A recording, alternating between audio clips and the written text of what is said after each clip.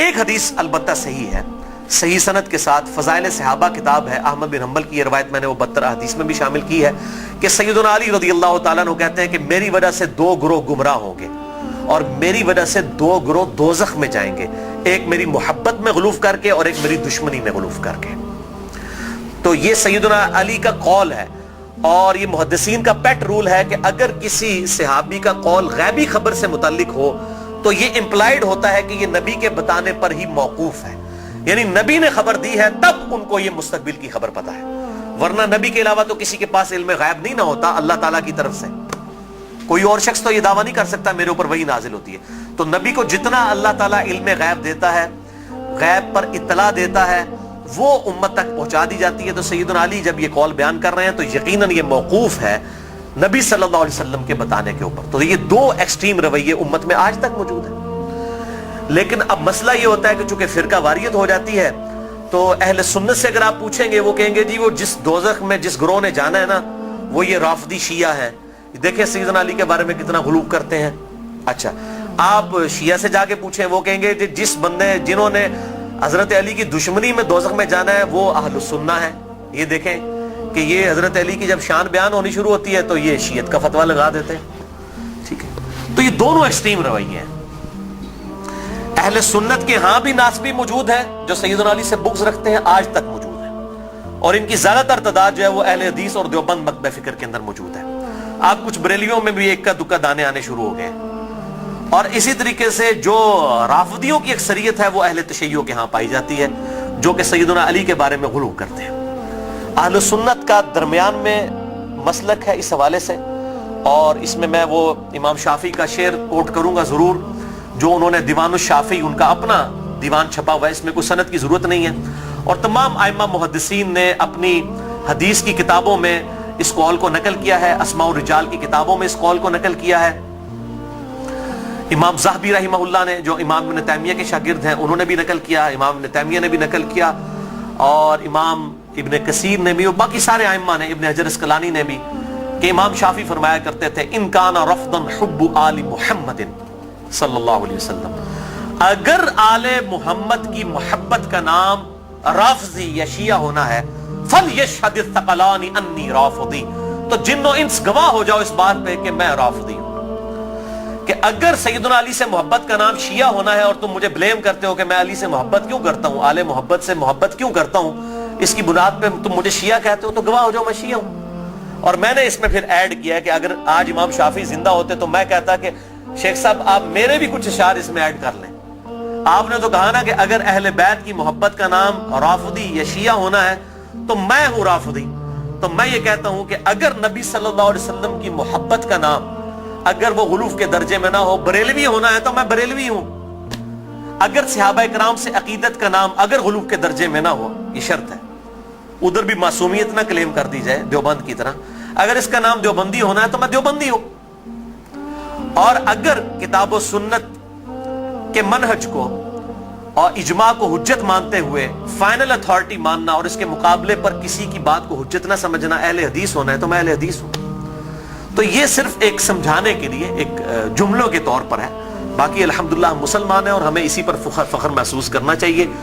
اللہ تعالیٰ نے ہمیں مسلم پیدا فرمایا ہے، وَسَمَّاكُمُ الْمُسْلِمِينَ، اس نے نام بھی ہمارا مسلمان رکھا ہے، ہمیں اسی پہ فخر محسوس کرنا چاہیے۔ باقی جو یہ فکر کی بات ہوتی ہے، اگر اصحاب الحدیث یا اہل السنہ کی فکر محدثین نے استعمال کی تو یہ فکر کے طور پر تھا، کبھی یہ مسجدوں کے باہر اس طریقے سے تفریق نہیں کی جاتی تھی جس طرح آج کل ہو چکی ہے، اور آج کل بھی ہر جگہ نہیں ہے، پورے سعودیہ میں اس طرح کی تفریق نہیں ہے کہ مسجد کے باہر آپ کو اس طرح کی چیزیں ملیں، یا ملیشیا کے اندر جن ملکوں کے اندر تھوڑی ہوش آئی ہے تو ان چیزوں سے چیزیں پاک ہیں۔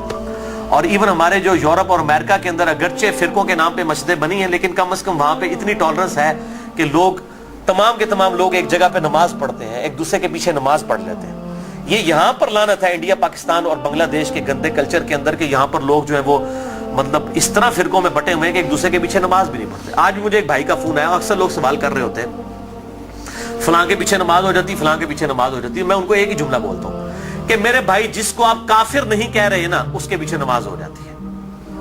آپ نے اگر یہ اناؤنسمنٹ کرنی ہے کہ اس کے پیچھے نماز نہیں ہوتی تو اس کو پہلے کافر ڈکلیئر کریں گے۔ اگر آپ میں یہ جرت نہیں ہے نا، آپ مسلمانوں سے سمجھ رہے ہیں نا، अहलुल बिदा समझ रहे हैं, कलमा को मुशरिक समझ रहे हैं, कुछ भी समझ रहे हैं, काफिर कहने की आपको जरूरत नहीं है ना, तो समझ ले कि वो मुसलमान है। अब वो मुसलमान है, वो अहले बिदत में से भी हो सकता है, कलमा को मुशरिक भी हो सकता है, ठीक है, कुछ भी हो सकता है, जब तक वो काफिर नहीं है उसके पीछे नमाज दुरुस्त है। ये है बिल्कुल मोटा सा फार्मूला।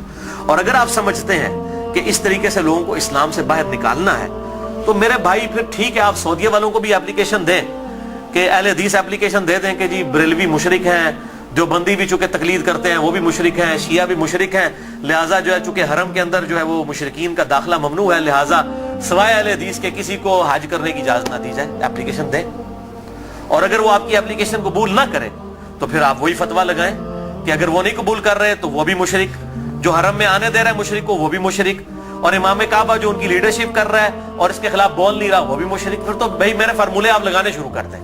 असल में सबको ये बात पता है, ये तकरीरों में जोश में आके किताबों में इस तरीके से जोश में चीजें लिख देते हैं, पता इनको भी है कि इस्लाम से नहीं निकाला जा सकता। जिनको इस्लाम से निकालना था ना, उम्मत ने इत्तेफाक करके उनको इस्लाम से निकाल दिया है, वो है कादियानी। उनके बारे में सब ने इत्तेफाक किया हुआ है।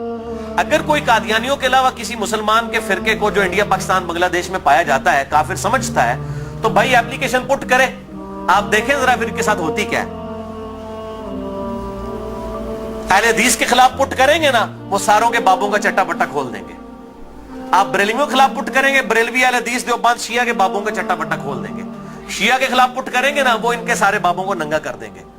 जो बंदियों के खिलाफ बात करेंगे वो इनके बाबों को नंगा कर देंगे। क्यों? कि सबके पास थोक के हिसाब से एक दूसरे के खिलाफ गुमराह कुन नजरियात जो है ना किताबों के अंदर मौजूद है। ठीक है, ये इतना सीधा मामला नहीं है इसको जिस तरीके से समझा जाता है। तो ये मेरे भाइयों बहुत क्रिटिकल इशू है। जिसको आप काफिर नहीं कह रहे उसके पीछे आपकी नमाज बिल्कुल दुरुस्त है। या जुर्रत करें काफिर कहने की, फिर अगली बात करें। अगर आप ये जुर्रत नहीं कर रहे तो यकीनन आप मुसलमान समझ रहे हैं, एक दूसरे के पीछे नमाजें भी पढ़ें, एक दूसरे के साथ निकाह भी करें, एक दूसरे के साथ मामलात भी करें, इल्मी तरीके से एक दूसरे के साथ मामलात को आगे लेके चलें।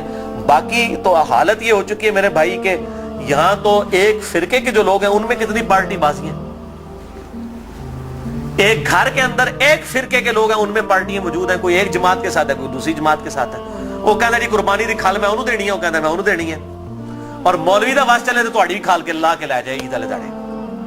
बिल्कुल कई लोग ऐसे मिले हैं, वो कहते हैं जी हम 2 बकरे इसलिए देते हैं कि जी वो हमने एक जो है वो इस पार्टी को देना है, दूसरी पार्टी को देना है, वरना वो नाराज हो जाएगी। और दोनों का मसले एक ही है।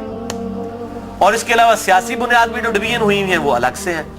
तो डिवीजन तो बहुत ज्यादा है। और फिर कहते हैं जी वो हम आपस में एक दूसरे को गुमराह तो नहीं समझते, गुमराह नहीं समझते। तो मेरे भाई एक दूसरे का इस लेवल तक आप रद्द करते हैं कि मस्जिदें छीन लेते हैं एक दूसरे से। अगर गुमराह समझ रहे तो तभी मस्जिद छीनते हैं ना। मस्जिद क्यों छीनी जाती है कि मेरे वाले करें? तो या सीधा सीधा पब्लिक को बताएं कि ये मस्जिद जो है ये हमारे चंदे बटोरने के अड्डे हैं। तो चूंकि इधर से हमने चंदे बटोरने होते हैं, आपकी चमड़ियां उतारनी होती हैं, इसलिए हम मस्जिदें आपसे छीन रहे होते हैं। तो बताएं पब्लिक को, यही बात हो सकती है ना। तो या फिर अगर ये नहीं कह रहे तो आप ज़ाहिर है दूसरों को गुमराह समझ रहे हैं। गन पॉइंट के ऊपर एक दूसरे की मस्जिदें छीनते हैं, लड़ाइयां करते हैं और फिर कहते हैं जी हम एक ही हैं। कोई एक नहीं होते मेरे भाई। देवबंद का ममाती गिरोह, हयाती गिरोह, इतने एक्सट्रीम इख्तलाफात हैं आप सोच भी नहीं सकते। बरेलवियों के अंदर आप आ जाएं, दावत इस्लामी को देख लें और डॉक्टर तैयब कादरी साहब और सैफियों की पार्टी जमीन के आसमान की इख्तलाफात है। अहले हदीस के अंदर आप आ जाएं, वहां पे जमात दावा को देख लें, जमीयत अहले हदीस को देख लें, जमीन आसमान की इख्तलाफात है। मैं तो मतलब जिन्होंने कहते ना कि पंजाबी मुहावरा दाइयां को नहीं ढिड छुपे होते, मैं तो सारे नाल रहा, मुझे तो पता है इनकी सबकी क्या सूरत हाल है।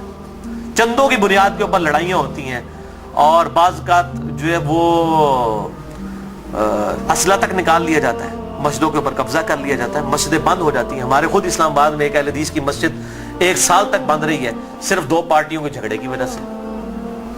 और फिर अल्टीमेटली जो है वो बड़ी मुश्किल के साथ इशू जो है वो रिजॉल्व हुआ। और इस हद तक हो गई कि इमाम मस्जिद को धमकी लगाई जाती थी, अगर तूने उधर जाके इमामत कराई ना तो तेरी लता बांध देंगे, इस लेवल तक। और उस मस्जिद के दाएं तरफ एक पार्टी ने खैमा लगाया, बाईं तरफ एक पार्टी ने खैमा लगाया, दोनों जो है वो नमाजें पढ़ा रहे हैं और दोनों ने अब स्पीकर लगाए हुए हैं और एक दूसरे की तरफ रुख किए हुए, नमाजी अंदर 4-5 ने। ये हालत है मौलवियों की। तो मैं ये समझता हूं कि इस्लाम के खिलाफ सबसे बड़ी साजिश जो है ना ये उलमा है। और ये बात मेरी बुरी ना मानिएगा, सूरह अल-अराफ के अंदर अल्लाह ताला ने आयत नंबर 175 آنورڈ اگر آپ پڑھنا شروع کریں گے تو اللہ تبارک و تعالی نے علماء سو کی مثال جو ہے کتے کی سی دی ہے.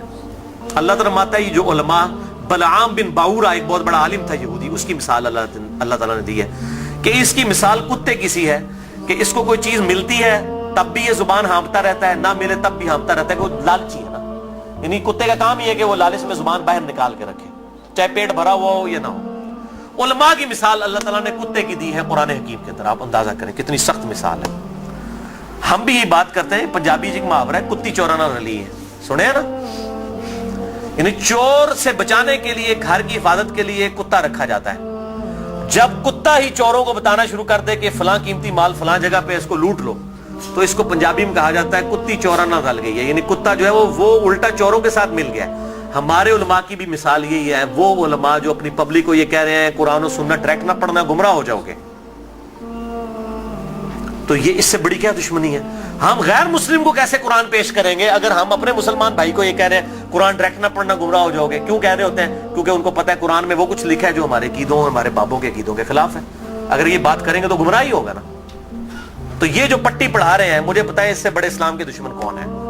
اب آپ ان کی پگڑیوں سے، داڑیوں سے، تسبیحوں سے، ان کی شکلوں سے دھوکہ نہ کھائیں. اسلام کے بہت بڑے دشمن ہیں یہ لوگ. اللہ تعالیٰ ان کے شر سے محفوظ فرمائے.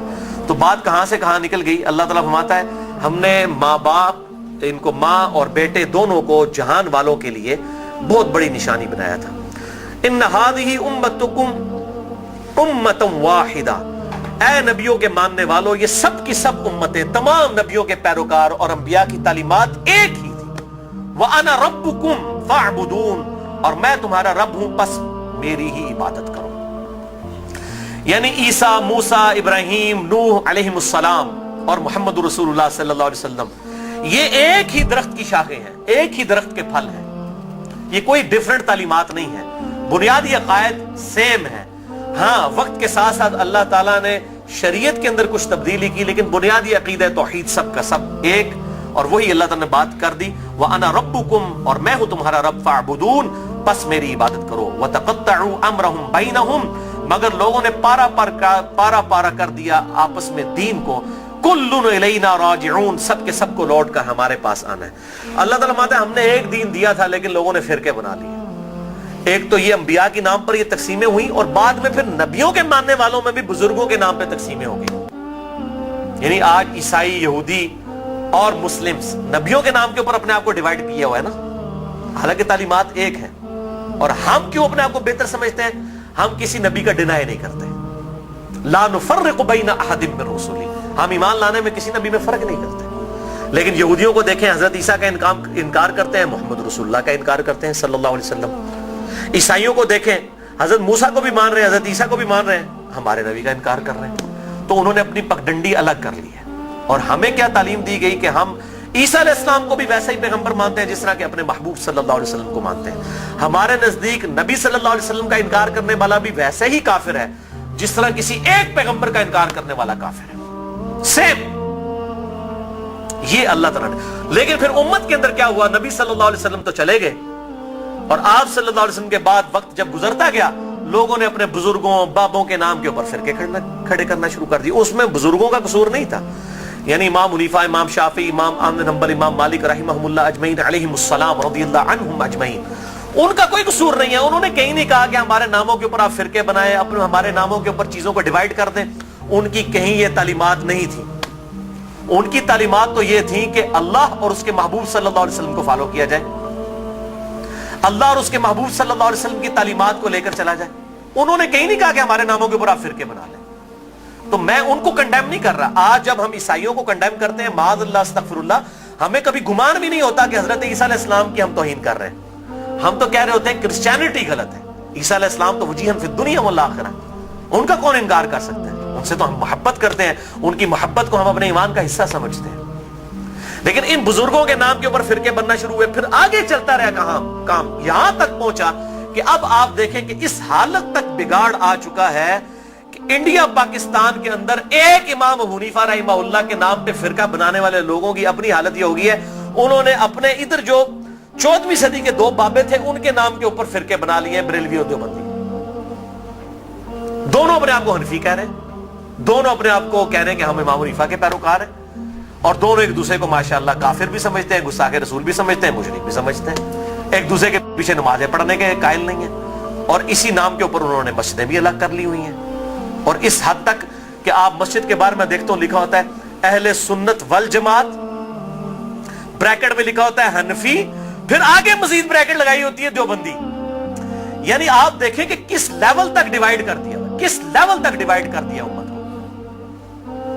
تھوڑا آگے ہو جائے, آگے ہو جائے, آگے جائے.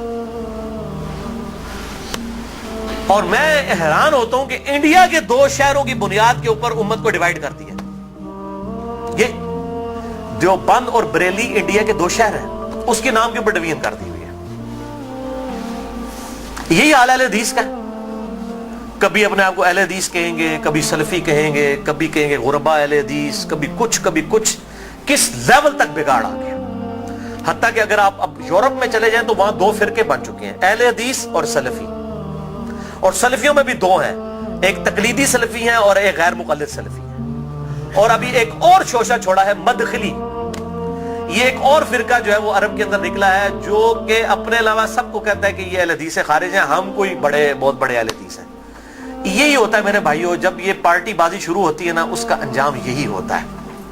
خدا کے لیے اس طرف واپس آ جائیں جہاں ہمارے محبوب صلی اللہ علیہ وسلم ہمیں چھوڑ کر گئے تھے. ہوا سماکم المسلمین من قبل وفی ھذا. اللہ کے پیغمبر ابراہیم علیہ السلام نے اس قرآن کے نزول سے پہلے تمہارا نام مسلم رکھ دیا تھا, اور اس کتاب میں وفی ھذا اللہ نے بھی انڈورس کر دیا اپنے آپ کو مسلمان کو. کیوں اپنے آپ کو ڈیوائیڈ کرتے ہو؟ کس لیول تک ڈویژن کرو گے؟ پہلے کہتے تھے جی اگر ہم سنی شیعہ کی ڈویژن نہیں کریں گے تو پتہ کیسے چلے گا, چلو جی وہاں بھی مسئلہ حل ہوا. پھر آگے گئے جی نہیں اگر ہم حنفی شافعی مالکی حنبلی اہل حدیث نہیں کریں گے پتہ کیسے چلے گا, چلو وہاں بھی مسئلہ حل ہو گیا. پھر آگے نہیں جی اہل حدیث میں بھی اتنی پارٹیاں تھیں تو ہم سلفی کہیں گے تو تب پتہ چلے گا. میرے بھائی یہ جتنی دمیں لگائی ہوئی ہیں نا, میں ان کو دمیں کہتا ہوں, یہ آپ دمیں لگاتے چلے جائیں, اس کی کوئی اینڈ نہیں ہے, سوائے اس کے کہ امام مالک رحمہ اللہ کا قول ہے, وہ فرمایا کرتے تھے اس امت کے آخری حصے کی بھی ہدایت ویسے ہی ہوگی جس طرح کے ابتدا کے حصے کی ہوئی تھی. صحابہ کرام علیہم رضوان, اہل بیت, بریلوی, دیوبندی, اہل حدیث, شیعہ, اہل سنت اس تفریق سے بہت بالا تھے. آج بھی الحمدللہ وہ مسلمان اس پیٹرن کے اوپر. مجھے کہتے ہیں لوگ جی وہ آپ کس فرقے سے ہیں, میں کہتا ہوں جی میں اس گروہ میں شامل ہوں. فرقہ تو ہے ہی اسلام میں حرام, ٹھیک ہے. اللہ تعالیٰ نے واضح طور پہ فرما دیا ہے کہ ان الذین فرقوا دینہم وکانوا شیعا لست منہم فی شیء. اے نبی جنہوں نے دین میں فرقے بنائے اور اپنے آپ کو گروہوں میں بانٹ لیا, آپ کا ان سے کوئی تعلق ہی نہیں ہے. سورۃ الانعام آیت نمبر 159. اس طریقے سورہ آل عمران کے اندر ہے واعتصموا بحبل اللہ جميعا ولا تفرقوا. اللہ کی رسی یعنی قرآن کو, صحیح مسلم میں آتا ہے غدیر خم کی حدیث میں کہ یہ قرآن ہے اللہ کی رسی, اس کو مضبوطی سے پکڑ لو, فرقوں میں مت بٹو. پھر پوچھ رہے ہوتے ہیں فرقہ کون سا ہے, تو میں پھر آخر میں تنگ آ کے کہتا ہوں میرے بھائی میرا وہی گروہ ہے جو صحابہ کرام کا تھا. اگر صحابہ بریلوی تھے تو میں بریلوی ہوں, اگر صحابہ دیوبندی تھے تو میں دیوبندی ہوں, اگر صحابہ اہل حدیث تھے تو میں اہل حدیث ہوں, اگر وہ شیعہ تھے تو میں شیعہ ہوں.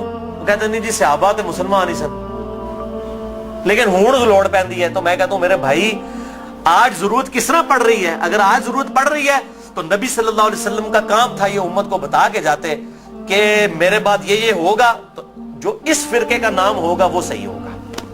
بتائیں, صرف ایک بات آپ نے فرمائی, الجماعہ کو پکڑ لینا, امت کی مین سٹریم کو. اور میں آپ کو بتاؤں امت کی مین سٹریم جو ہے نا, عام مسلمان, وہ فرقہ واریت سے بالکل لا تعلق ہو چکا ہے. اور خصوصاً ابھی جو نیو مسلم ہے وہ اپنے آپ کو مسلمان محسوس کرنے میں ہی فخر محسوس کرتے ہیں الحمدللہ.